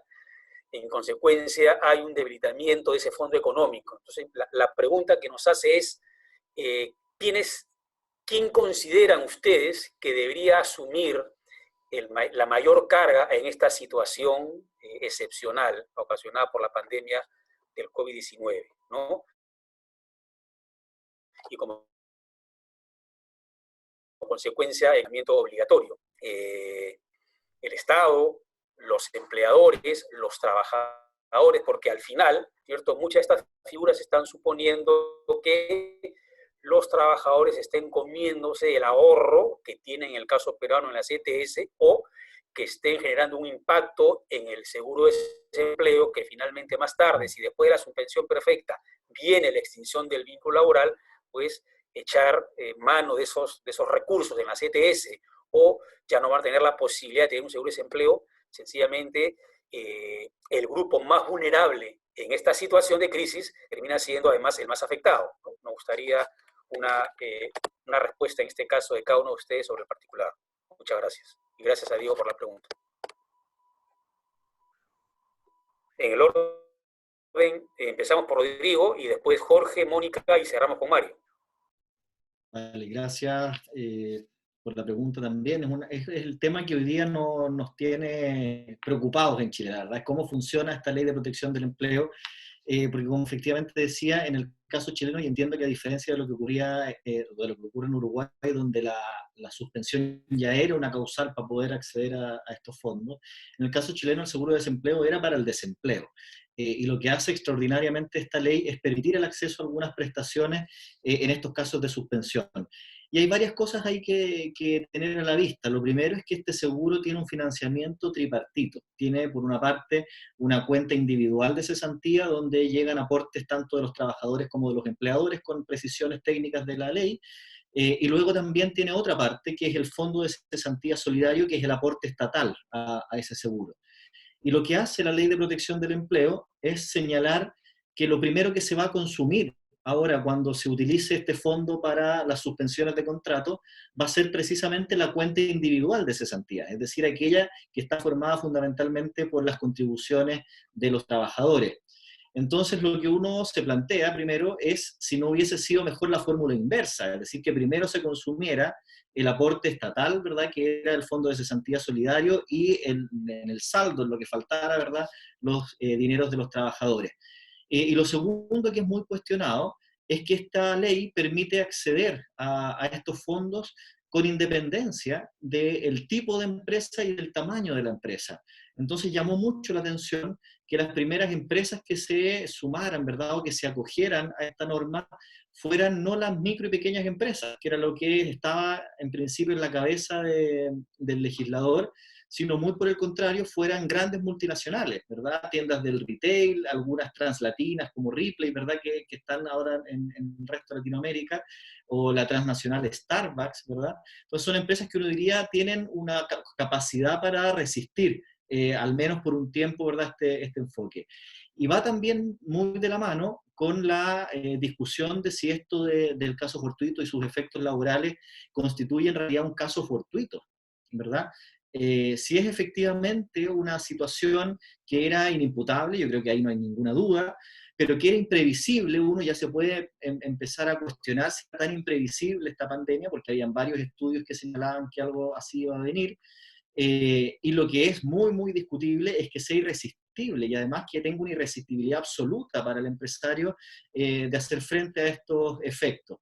Entonces ahí la verdad es que el cuestionamiento está en que en el caso chileno se ha hecho o se ha puesto la mochila en la espalda de los trabajadores con un enfoque, ¿verdad?, o con una contribución estatal marginal y con un amplio espacio, ¿verdad?, a las empresas de todos los tipos y de todos los tamaños para eludir, ¿verdad?, la carga en este caso y no tener que pagar remuneración en estos casos, reemplazándola por el acceso al seguro. Entonces yo creo que efectivamente uno no puede echar la carga en ninguno completamente. El tema está en que para las empresas en el caso chileno la verdad es que la han tenido más sencilla en términos de carga con esta normativa.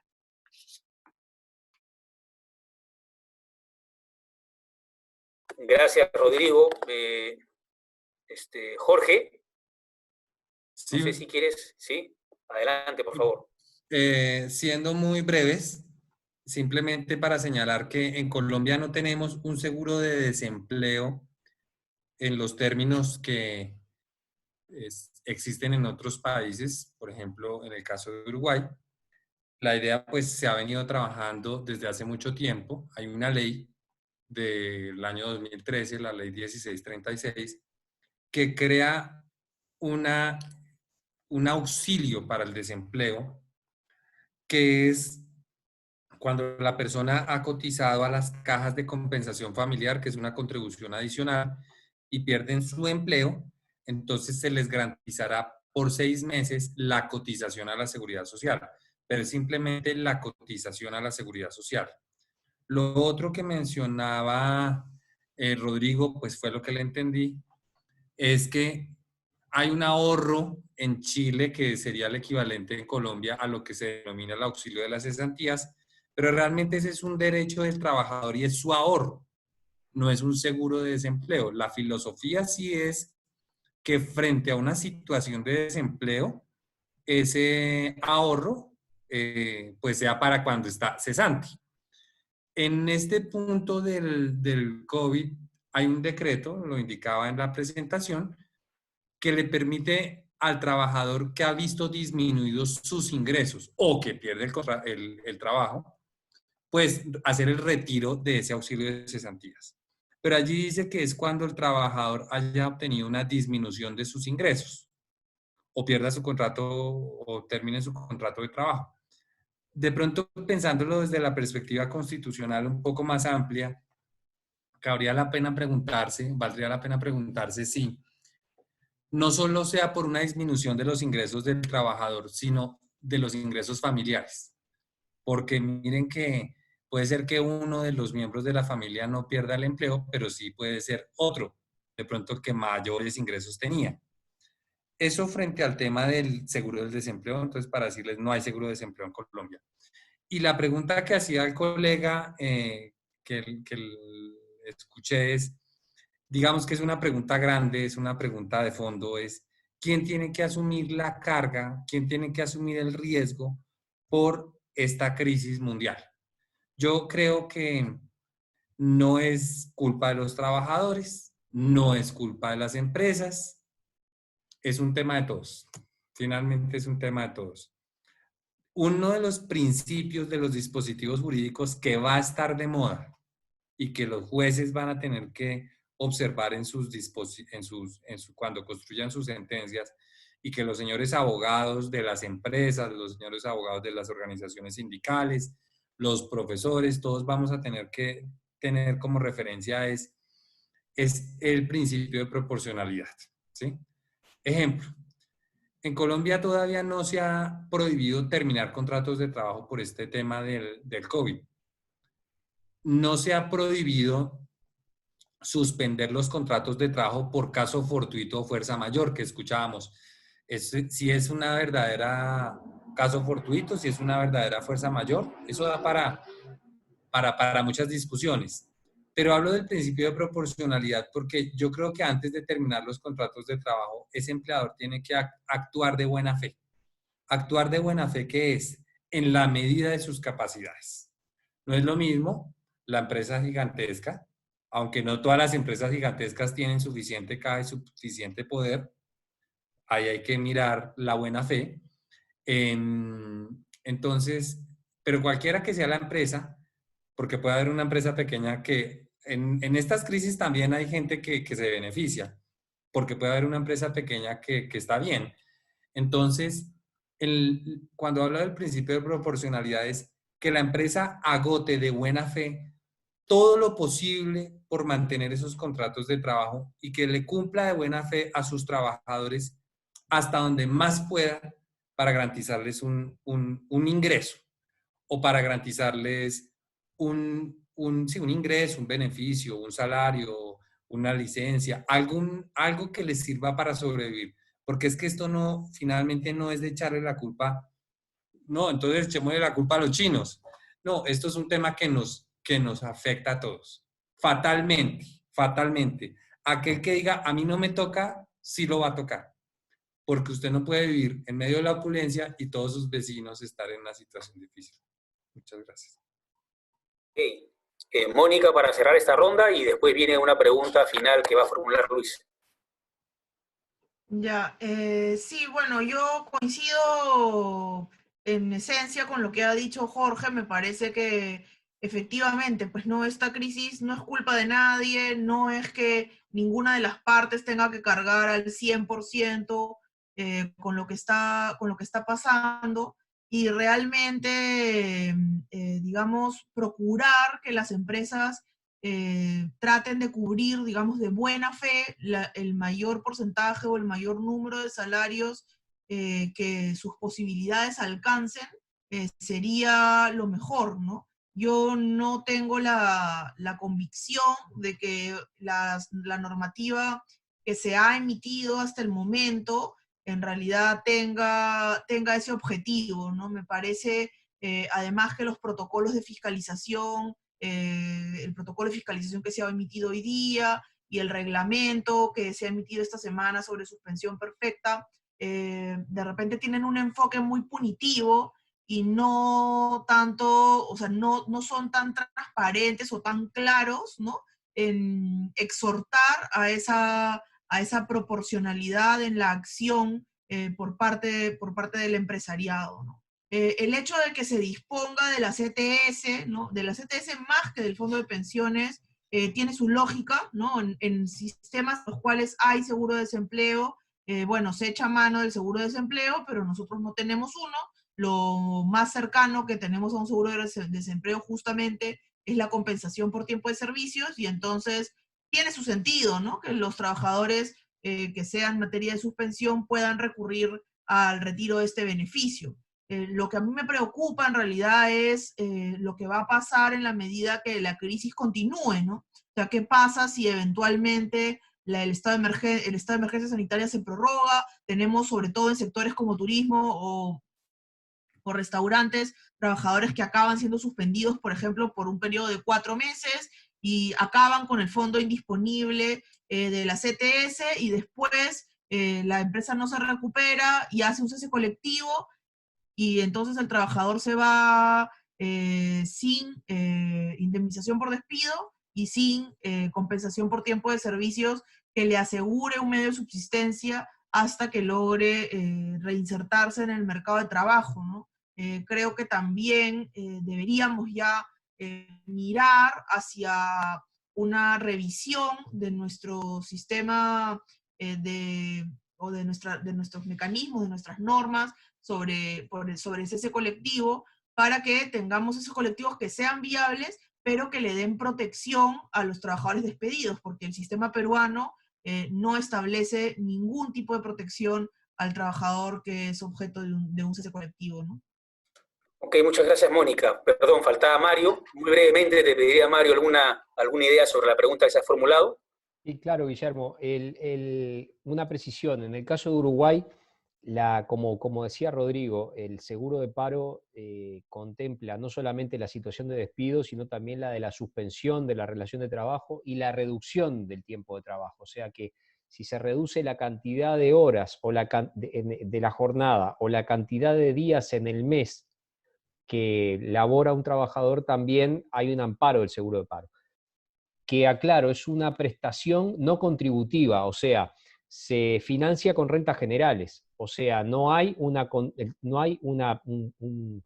contribución que deba hacer el trabajador para luego poder cobrar, ni el empleador, para luego poder cobrar o beneficiarse de este subsidio. Con respecto al tema de quién tiene que hacerse cargo de esto, es un tema claramente en la línea de lo que se estaba diciendo. Es una emergencia, una situación dramática, una situación de catástrofe. El tema de la fuerza mayor creo que puede jugar, pero la fuerza mayor en el derecho del trabajo tiene que analizarse, me parece, de manera extremadamente estricta. Es un concepto muy estricto en materia civil, pero mucho más en materia laboral, porque se entrecruza, diría, queda afectado fundamentalmente por el concepto de la ajenidad en los riesgos. La ajenidad en el fruto de la actividad, por un lado, y su contracara, que es la ajenidad en los riesgos. Me parece que hay en estos casos una exhortación fundamental, que es a que cada uno de nosotros ponga lo mejor para poder salir de la mejor manera posible de esta situación. Pero hay determinados conceptos que también deben prevalecer, y es que no la tiene que terminar pagando esta situación el más vulnerable. Y creo que el concepto ese de la ajenidad es fundamental en esta lógica que tenemos por delante para encarar estos temas. Ok, Mario, muchísimas gracias, muy, muy claro. Bueno, finalmente, la última pregunta me parece, Luis. Correcto, sí. Bueno, en general han entrado muchas preguntas. Vamos a cubrir solamente las que han ingresado primero. Sin embargo, en las últimas intervenciones, a propósito de la última ronda, por ejemplo, se han cubierto una serie de preguntas hechas por el usuario Gonzalo, el tema de la ajenidad en el riesgo, que lo mencionó también Paul Cavalier, que está por ahí conectado. En fin, y también temas sobre el seguro de paro y de desempleo, que lo consultaron los usuarios que han firmado como Lenovo y Dell. No son las empresas Dell y Lenovo que están preguntando, sino de usuarios que han firmado así como el nombre de sus laptops. Bueno, la pregunta en este caso tiene que ver con un aspecto que se acerca a seguridad y salud en el trabajo. La hace Romina Cotera y menciona: es cierto que en Colombia se considera el COVID como enfermedad profesional para personal de salud y actividades de apoyo como limpieza, vigilancia, etcétera, y remata la pregunta abriéndola al resto de expositores, diciendo cómo es que se regula el tema del COVID como enfermedad profesional o accidente de trabajo en el resto de países y qué implicancia en todo caso esto tendría, ¿no? Podríamos ir en el orden de las exposiciones, de repente primero Mario, ¿les parece? Luego Rodrigo, Jorge y Mónica al final. Sí, otra vez agradezco la pregunta porque me permite explicar un poco mejor algo que tuve que decir muy rápidamente. Dentro de las normas muy recientes que se han adoptado en Uruguay, es una ley promulgada el 2 de abril, se definió como enfermedad profesional para los trabajadores de la salud, médicos y no médicos, que contraen la enfermedad en el desempeño de su labor, y eso los pone en una posición bastante más favorable en cuanto a la prestación que reciben, que la del tratamiento como enfermedad común. Es una definición que específicamente beneficia a esos trabajadores de la salud y en tanto contraigan la enfermedad en el marco del desempeño de sus tareas. Eso es muy difícil de determinar naturalmente, ese nexo de causalidad, pero se generó un registro, se genera un registro que se lleva al Ministerio de Salud Pública, en el que se indica las personas que en cada institución de asistencia médica están siendo atendidas por COVID-19 y los trabajadores que están desempeñándose en el entorno de esos enfermos. Entonces, si alguno de esos trabajadores contrae la enfermedad, se presume que fue a causa de la tarea, de la actividad laboral que estaba desempeñando. Muchas gracias. De acuerdo. Gracias, Mario. ¿Rodrigo? Sí, a la pregunta de Romina también es una cuestión que ha dado algún juego aquí en Chile, por dos lados, fundamentalmente por la definición de esa causalidad que ya comentaba Mario. Inicialmente era más o menos sencillo seguirle la trazabilidad al bicho, ¿verdad? Pero hoy día, dada la profundidad, ¿verdad?, en que ha calado la expansión de la pandemia, es muy complejo determinar si el origen es en definitiva laboral o es, es común o es laboral. El efecto práctico de determinar si es uno u otro tiene que ver con quién paga la licencia médica, básicamente. Si es el seguro de salud en el caso de una enfermedad común, o si es el seguro de accidentes del trabajo en el caso de una enfermedad profesional. Por lo tanto, no es la cobertura, en definitiva, o el acceso a una prestación, sino cuál es la entidad que va a tener que pagar la prestación correspondiente. Ahora, lo que está más en discusión es quiénes pueden acceder a esta protección, ¿verdad?, de salud, porque originalmente estaba pensada solo en las personas contagiadas, pero luego se extiende también a los contactos estrechos, que son mandados también en cuarentena. Por lo tanto, hoy día también hay una uniformidad, y así lo ha dicho la Superintendencia de Seguridad Social, que pueden acceder a esta prestación, ya sea laboral o común, tanto las personas que son confirmadas en el contagio como aquellos que han sido calificados de contacto estrecho de esas mismas personas. Excelente. Muchas gracias, Rodrigo, por este pantallazo. Ahora, Jorge. Muchas gracias. Inicialmente no estaba contemplada el COVID como una enfermedad profesional, y entonces la respuesta mía sería igual a la que ya hemos escuchado de Mario y de Rodrigo, es decir, poder establecer la relación de causalidad que se haya adquirido trabajando o con ocasión del trabajo el coronavirus. Esa es una opción, primer punto. Segundo punto, sin embargo, para los trabajadores del sector salud, en uno de estos decretos que refería, se estableció de manera expresa que sería una enfermedad profesional. Pero claro, tiene que ser un trabajador del sector salud que, la ARL podrá de todos modos cuestionar. La ARL es la administradora de riesgos laborales, que podrá cuestionar el origen de como laboral o no de la enfermedad, porque si es un médico que atiende desde su casa porque está en cuarentena y no ha tenido contacto con el hospital donde hay casos de COVID, pues evidentemente no se trataría de una enfermedad laboral. Segundo aspecto. Y tercer aspecto, y tal vez he debido empezar por ahí, por regla general no es una enfermedad laboral, pues porque es una cuestión que nos es atañedera a todos. A diferencia del caso chileno, en Colombia sí hay distinción en cuanto a las coberturas que otorga el sistema de seguridad social si estamos en presencia de una enfermedad de origen común o de una enfermedad de origen laboral. En cuanto a el valor de las prestaciones económicas, tales como incapacidades, que en el caso de las enfermedades de origen común durante los primeros 90 días es igual a 2/3 del salario con el cual se cotiza, y a partir del día 91 hasta el día 180 es igual al 50%, en tanto que si es una enfermedad que genera una incapacidad, el pago de esa indemnización, de esa incapacidad es igual al 100%.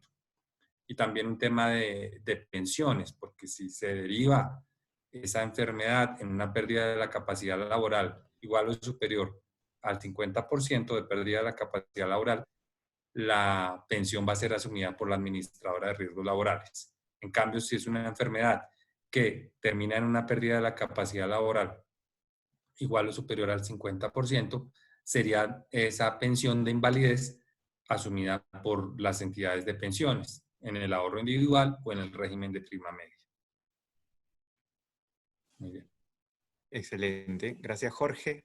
Mónica, te damos el micrófono para el uso. Sí, muy brevemente, bueno, en Perú no se ha discutido todavía de manera amplia sobre ese problema. Creo que al igual que lo que ocurriría en otros países, habría que buscar pues la causalidad, ¿no? Si es que realmente se puede acreditar que el trabajador contrajo la enfermedad con ocasión del trabajo, ¿no? Y eso sería especialmente relevante, ciertamente, para el personal médico o asistencial en general, ¿no? Además, el hecho de calificarlo como una enfermedad profesional le permitiría a este personal médico asistencial beneficiarse de las prestaciones del seguro complementario de trabajo de riesgo, que son mejores que las prestaciones generales de cobertura de enfermedades regulares, tanto para situaciones para aquello que es cobertura en salud como cobertura de pensiones, ¿no? Entonces creo que es algo sobre lo que vamos a tener que discutir en los meses que vienen, ¿no? Enfocándonos pues en este aspecto de la causalidad. Excelente. Gracias, Mónica. Guillermo. Bien, bueno, pues estamos llegando al final de este evento. Quiero agradecerles a todos los que nos han acompañado, a Mario Garmendia, a Rodrigo Palomo, a Jorge Manrique y a Mónica Pizarro, a Lucho Mendoza por su moderación. Creo que hemos visto muchas coincidencias en una serie de medidas que se han adoptado, también algunas medidas distintas en cada país, dependiendo de la complejidad de la pandemia en cada lugar. Esto, hay que decirlo, lamentablemente está empezando, no va a terminar, creo, en el corto, probablemente ni en el mediano plazo, así es que vamos a ver cómo va evolucionando el impacto de esta pandemia en las relaciones de trabajo, ¿no? Y esperemos que se vaya desarrollando favorablemente, que las medidas que se han adoptado en el ámbito laboral sean realmente temporales, ¿no? Y que podamos sacar adelante esto de la mejor manera posible para todos y para todos los ciudadanos de la región, del mundo entero. Espero que no sea, decía antes de empezar el evento, la primera ni la última. Seguramente podemos reunirnos prontamente a tratar un tema más acotado de los diversos que se han visto el día de hoy de manera general. Y nada, agradecer también la participación de todas y todos los que se han unido a este seminario. Espero que les vaya muy bien, cuídense mucho y nos vemos muy pronto. Hasta luego.